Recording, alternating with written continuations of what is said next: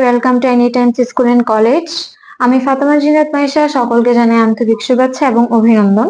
তো বন্ধুরা, আজকে আমি নিয়ে এসেছি এইচএসসি ফিনান্স প্রথম পত্রে অধ্যায় 6 দীর্ঘমেয়াদী অর্থায়ন যশোর বোর্ড 2022-এর 10 নম্বর অঙ্কটি। তো চলো প্রথমে আমরা অঙ্কটি বুঝে নিব। দেখো, জনাব মিঠু তার অলশর্ত বন্ডে বিনিয়োগ করতে চাচ্ছেন। তিনি বন্ড বাজার অনুসন্ধান করে দুটা বন্ড নির্বাচন করেন। উভয় বন্ডের অবহিত মূল্য দেওয়া আছে 1000 টাকা, প্রত্যাশিত আয়ের হার দেওয়া আছে 10%।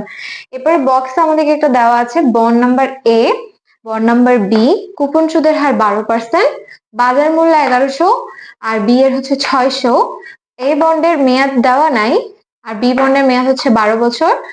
এ বন্ডের পরিপক্ষ মূল্য 1000, বি বন্ডের পরিপক্ষ মূল্য 1500। ওকে, তো চলো এখন আমরা অঙ্কটা প্রথমে শুরু করব। আমাদেরকে গতে কি বলা হয়েছে দেখো, আমাদেরকে গতে বলা হয়েছে এই বন্ডের চলতি আয়ের হার নির্ণয় করার জন্য।